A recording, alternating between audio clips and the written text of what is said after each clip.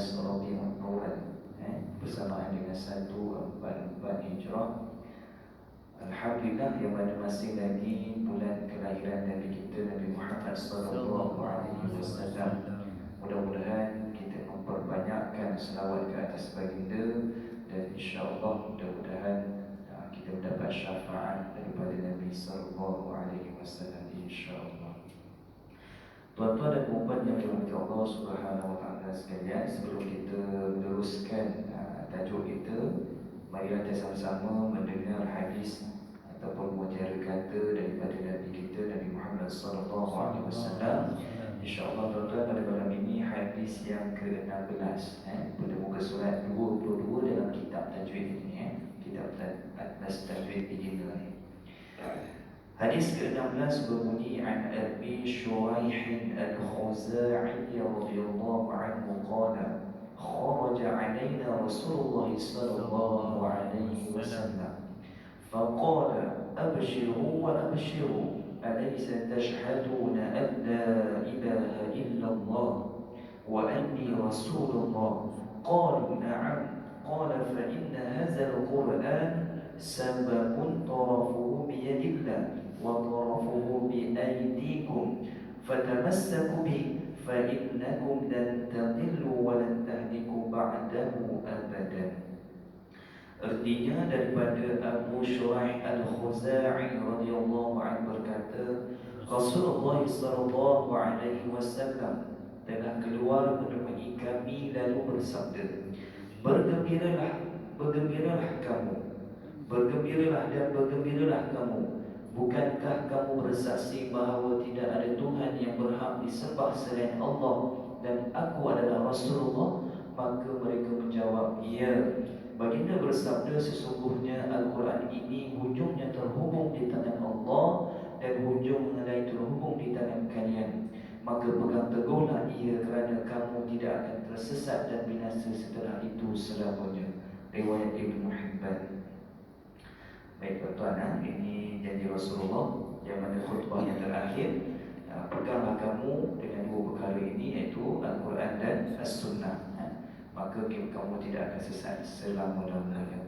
Baik tuan-tuan dan puan yang dirahmati Allah, insya-Allah kita akan sambung pada muka surat 104.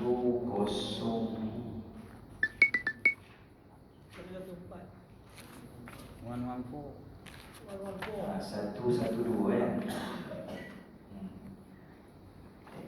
112 kita ulang sikit tuan-tuan untuk maklumat tuan-tuan yang saya ada sedikit pembetulan untuk yang kelas yang lepas, mungkin salah kefahaman saya sendirilah, tapi kita betulkan untuk hari ini, insya-Allah kita betulkan.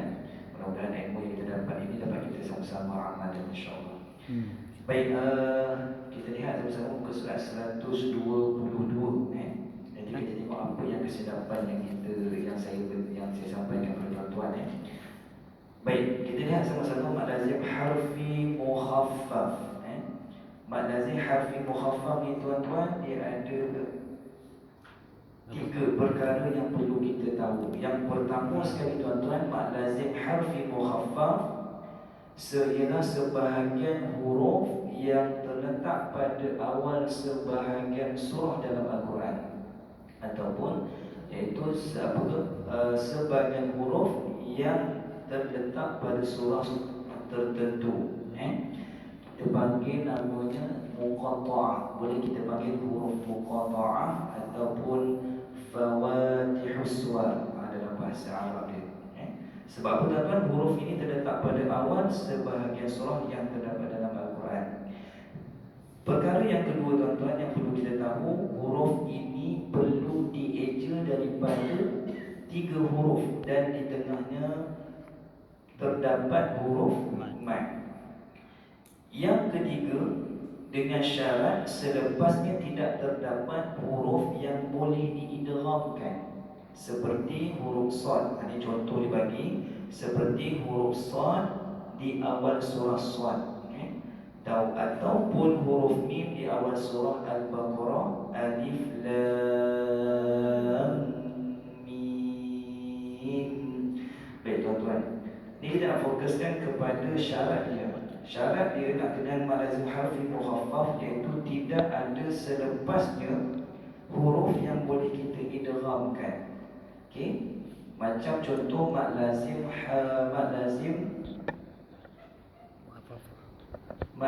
harfi musaqqal. Alif lam mim. Mad lazim harfi musaqqal dia berlaku apabila terdapat idgham. Okey, dalam syarat yang kita perlu, perkara yang kita kena ketahui tadi iaitu kita perlu eja. Sebab ini adalah huruf muqatta'ah, huruf dan bukan perkataan. Alif lam mim. Baik, kita pecahkan. Ini alif, kemudian ini lam, kemudian ini adalah mim. Kena eja tuan-tuan. Alif lam mim. Itu kita panggil huruf muqatta'ah. Dikatakan mad lazim harfi musaqqal ialah bertemu di antara huruf mim pada ejaan lam bertemu dengan huruf mim pada ejaan mim. Mim bertemu dengan mim dimasukkan dalam hukum tajwid yang lain idgham mislain. Okey. Yang mana mim mati bertemu dengan mim. Mim mati lam, kalau kita tengok ejaan dia lam dengan mim. Mim mati. Untuk mad lazim harfi mukhaffaf dia fokus kepada huruf yang selepas dia tidak ada huruf yang diidghamkan. Maksudnya tidak ada huruf selain selepasnya. Okay, kalau kita lihat contoh pada muka surat 113, kita dah bincang pada minggu lepas, yang mana contoh-contohnya terdapat berapa tuan-tuan? Ada 13 contoh. Okey, saya baca yang atas sekali tu tuan-tuan. Muka surat 113.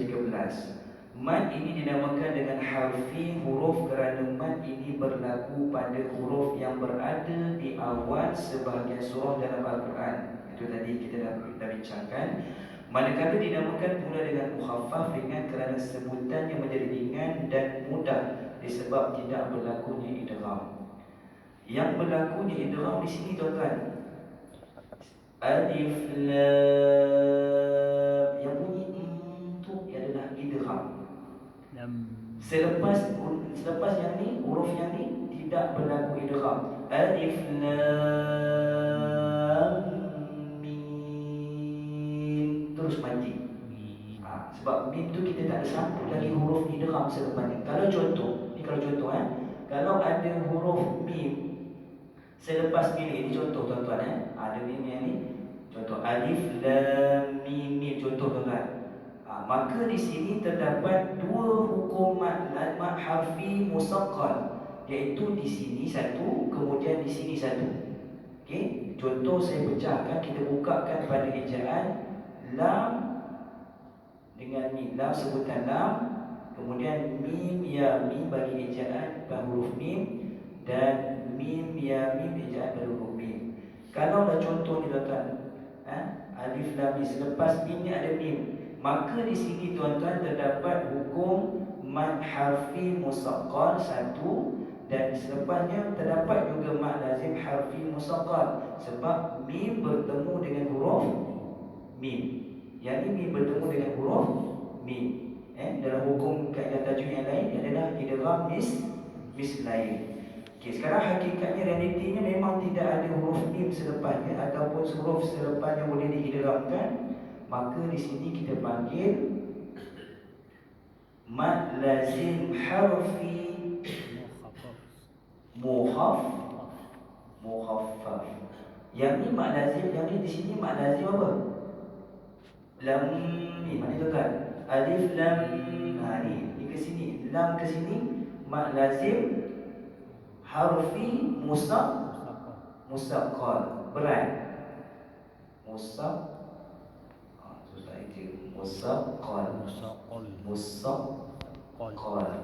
Ejaan kita senang saja. Yang ni mukhaffaf. Ada saya nak bagi tuan-tuan lebih jelas. Okey, baik, mukhaffaf.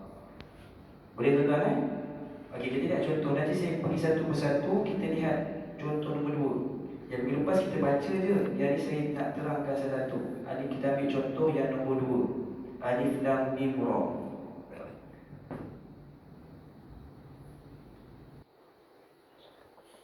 Kalau tuan-tuan lihat, contoh nombor 2 difokuskan kepada huruf Mim.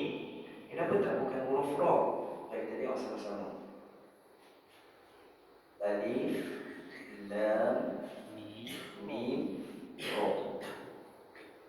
Yang panjangnya apa? Lam dengan Mim.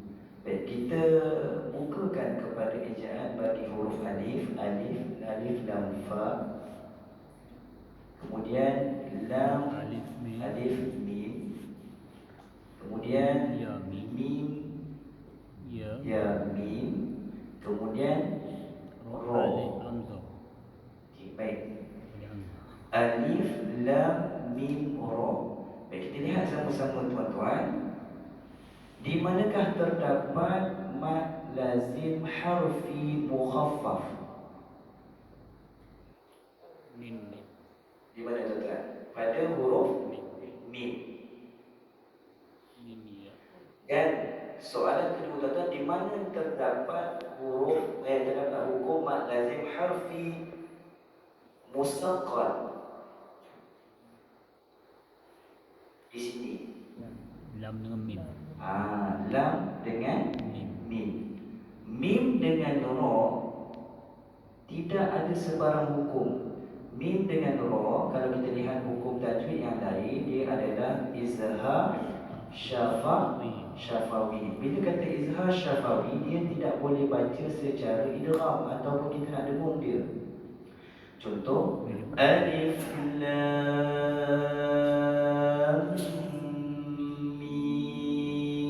mim ra. Dapat tuan-tuan?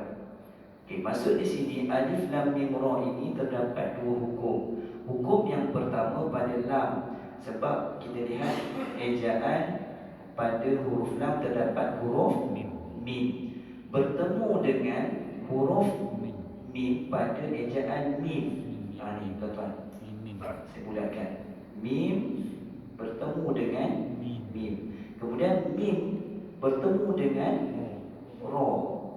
Mim bertemu dengan ra, hukumnya adalah izhar, atau sudut lain izhar syafawi. Izhar syafawi, bila kata izhar, dia tidak boleh didengungkan, kena baca secara jelas. Yang berlakunya di sini adalah mad lazim harfi musaqqal satu. Kemudian yang ni bertemu ni mad lazim mim ni mad lazim harfi mukhaffaf. Okey, baik. Baik, kita tengok contoh seterusnya tuan-tuan. Ada soalan tak tuan-tuan? Ke saya lagi sangat? Ejaan ra tak ada hamzah ke Ustaz? Ejaan ra tak ada hamzah. Ra tak ada. Okey, ini kalau ejaan Haji misal, kalau ra ini sebutan untuk kita latih makhraj ra. Tapi dari sudut kita nak sebut, dia akan jadi macam ni. Ni cara dia. Yang ni untuk kita latih mulut kita nak sebut huruf ra. Macam tu. Okey, okay, baik. Okey, kita lihat contoh yang ke seterusnya. Kita nak sama. Tuan-tuan kalau ada tuan-tuan tak mahu beritahu Okey, contoh yang seterusnya, to sin mim. Kenapa fokuskan kepada mim? Okey, to sin mim. Baik, tuan-tuan, kita lihat, perhatikan sama-sama. Bila mad lazim harfi mukhaffaf, kita perlu eja sebab dia adalah huruf. Bila huruf, kita kena bunyikan pada ejaan to. To tidak ada baris, to sin mim. Baik, kita buka. To ejaannya to seperti ini. Kemudian sin ya nun. Sin. Kemudian mim ya mim. Okey, baik. Kita perhatikan sama-sama tuan-tuan satu persatu. To sin mim. Di sini tuan-tuan terdapat dua hukum. Yang pertama mad lazim harfi musaqqal. Di mana tuan-tuan? Di mana pertemuan nun mati bertemu dengan mim. Maka hukum tajwid yang lain kita panggil idgham ma'al ghunnah. Ini kaedah tuan-tuan. Maka kita kena baca secara umum. Idgham ma'al ghunnah ada berapa huruf tuan-tuan? Kita ulang balik, ada 4. Di bawah tajuk nun mati atau tanwin. Huruf idgham ma'al ghunnah ya, waw, mim, nun. Dan nun mati bertemu dengan salah satu iaitu huruf apa? Mim. Okey, di sini tuan-tuan, sini merupakan mad lazim harfi musaqqal. Okay. Kemudian yang kedua, nak fokuskan kepada mim ini, tidak ada selepasnya huruf yang diidghamkan. Dia tak ada huruf selepas memang tak ada. Maka di sini dikira sebagai mad lazim harfi mukhaffaf. Boleh? Saya nak cerita faham ni. Boleh tak? Bening. Okey, sebab dia kena buat macam ni. Okey. Macam mana boleh ustaz boleh bertemu dengan ni pula? Dia jadi idgham, dia jadi hukum yang lain sebab kita bila kita pecahkan macam ni tuan-tuan, dekat sini dah kita dapat tahu bagaimana cara kita nak baca. Okey. Tasim mim. Nampak? Sebab apa kita kena dengungkan di sini? Kena tu sebab apa? Nun mati bertemu dengan mim. Pada hukum tajwid yang lain kita panggil idgham ma'al ghunnah. Kita tak boleh baca tasim mim, tak boleh. Sebab asal usulnya macam ni. Okey. Baik, kita lihat contoh yang seterusnya, 2 huruf sahaja, ha mim. Tuan-tuan, kita tengok sama-sama.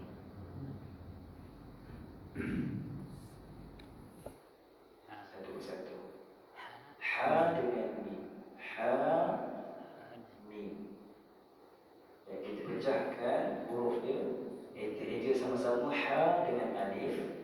Kemudian mim ya mim. Baik tuan-tuan, di sini kalau kita lihat ha dengan mim, kita tengok ujung alif bertemu dengan mim. Ada tak dalam hukum dia? Tak ada. Okey, maka baca seperti biasa. Ha ini 2 harakat. Ha mim. Tidak ada selepasnya huruf yang perlu kita idghamkan.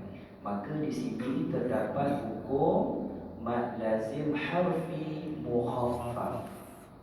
Kalau kita lihat rujuk pada kitab kita, memang dikatakan diwarnakan mim itu warna biru yang menandakan bahawa itu adalah mad lazim harfi muhaffaf yang ringan. Maka hukum bacaannya kadar harakatnya adalah 6 harakat. Hamim. Sama-sama tuan-tuan. 1, 2, 3. Hamim. Baik, ha dengan mim tidak ada idgham. Tidak boleh diidghamkan. Sebab apa? Alif dengan mim tidak ada sebarang hukum. Hamim, hamim, tak ada. Itu tak ada. Itu salah. Okey, itu yang apa untuk bagi huruf ha dengan mim. Kita ambil contoh yang seterusnya, alif lam ra. Alif lam ra. Alif lam ra. Baik, kita pecahkan tuan-tuan. Alif ejaannya alif, kemudian lam, kemudian ra. Baik tuan-tuan, dia nak fokuskan kepada huruf apa tuan-tuan? Kalau kita lihat di sini huruf lam, alif lam. Lam ini tidak dikatakan mad lazim harfi musaqqal. Sebab apa? Tidak bertemu dengannya mim ataupun huruf-huruf yang boleh diidghamkan. Kalau kita lihat sini, mim mati bertemu dengan ra, mim mati bertemu dengan ra. Kalau hukum yang lain kita panggil izhar syafawi. Jadi izhar syafawi tuan-tuan ternyata dia kena baca secara jelas. Alif lam ra. Sama-sama tuan-tuan. Alif lam ra. Okey. Sekali lagi. Alif lam ra. Okey. Ra ini berapa harakat tuan-tuan? Dua harakat. Yang saya kata salah tu di sini tuan-tuan. Yang ni saya kata minggu lepas berapa harakat alif ni?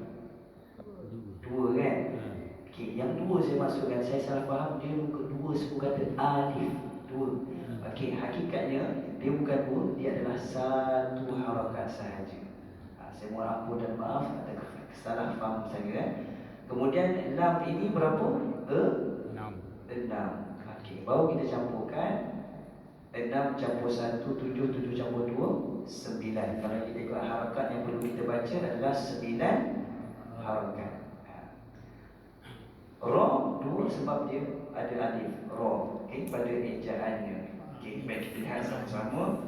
Okey, kita ambil surah Yasin. Ambil yang bawah tu nombor berapa tuan-tuan? Nombor 9. Yasin. Ya, boleh. Bukan ke ilham bila nuhnas. Idgham bila gunnah mim mati ra. Yang boleh diilhamkan ya. One of the Ya, idgham bila gunnah, idgham yang tidak boleh dimasukkan. Dia tak boleh dengung. ini syarat lepas ni tidak ada huruf yang boleh diilhamkan kan. Tapi ruh tu boleh diilhamkan kan. Sebab ruh ilham bila nuhnas kan. Idgham, ya, dia namakan idgham. Idgham juga, tapi idgham yang kita tak boleh dengung. Yang sekarang ni idgham yang dimaksudkan di sini Haji, idgham yang idgham yang perlu kita dengungkan. Ya, betul. Kalau idgham bila guna, kita tak baca dengung. Contoh barqa, bal tadi contoh dia Allahumma shalli ala sayyidina. Nanti saya ingat saya tulis baik. Kita terus kepada Yasin dulu. Yasin.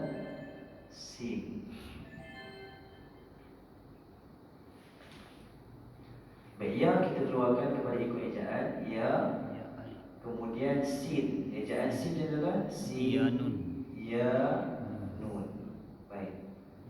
Difokuskan kat situ adalah huruf yang berwarna biru, iaitu huruf sin.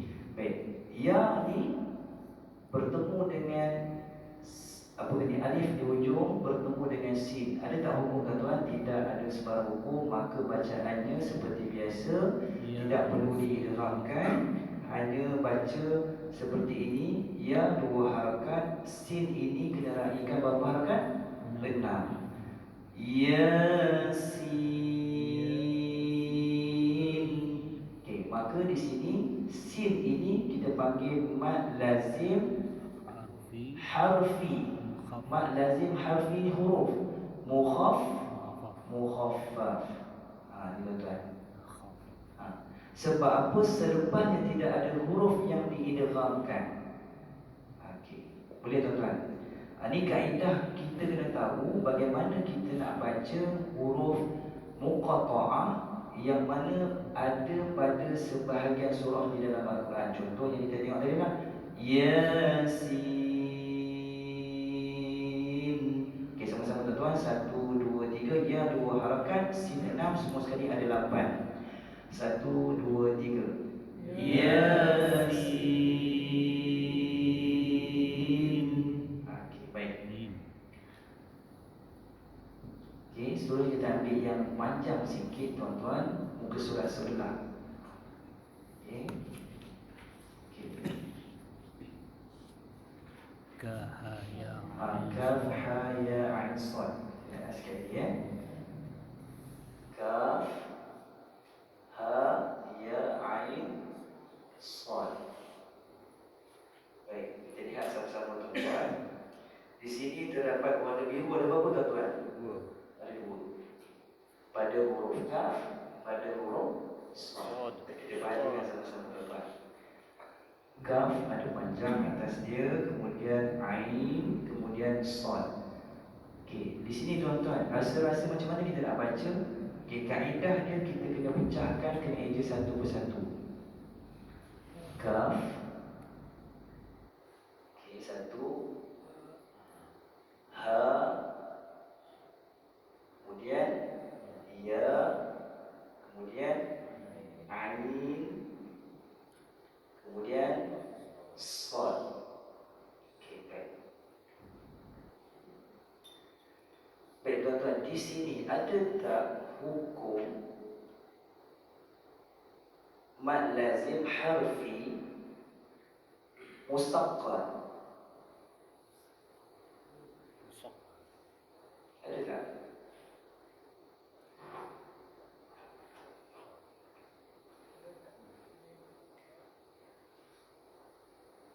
Kita lihat sama-sama tuan-tuan.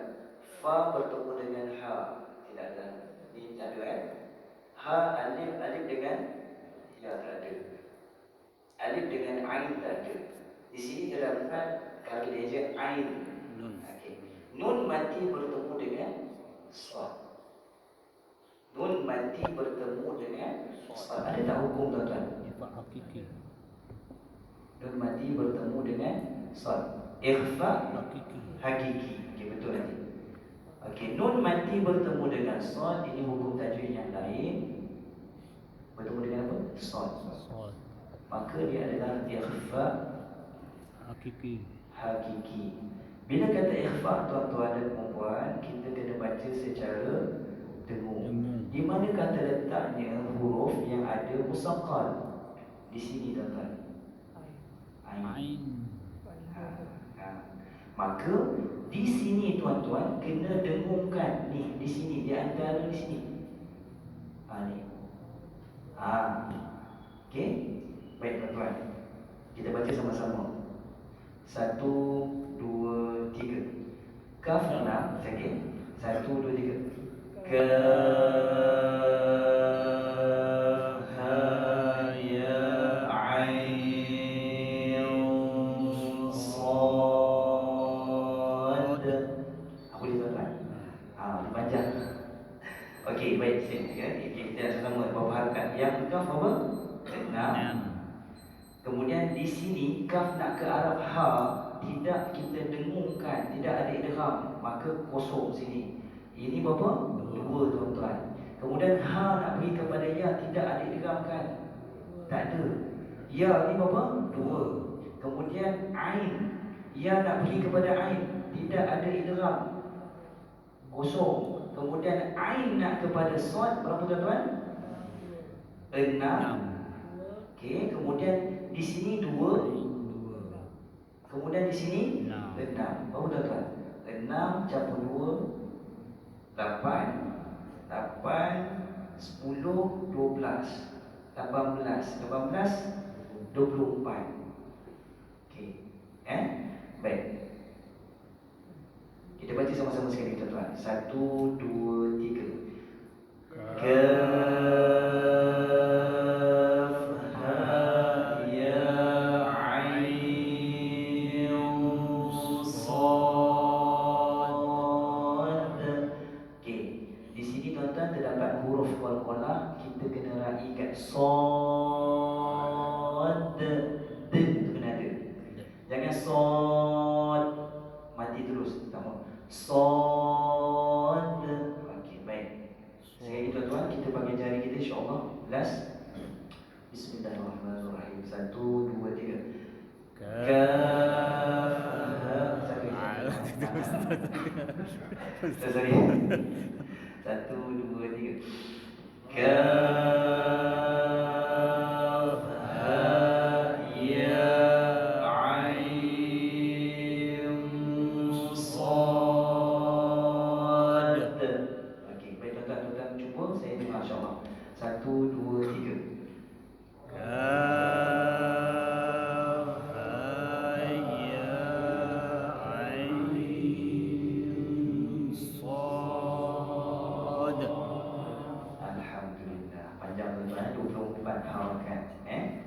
Boleh tak tuan-tuan kita baca potong-potong? Tak boleh, sebab dia dalam satu perkataan. Walaupun dalam satu perkataan dia merupakan huruf, kita kena baca satu nafas.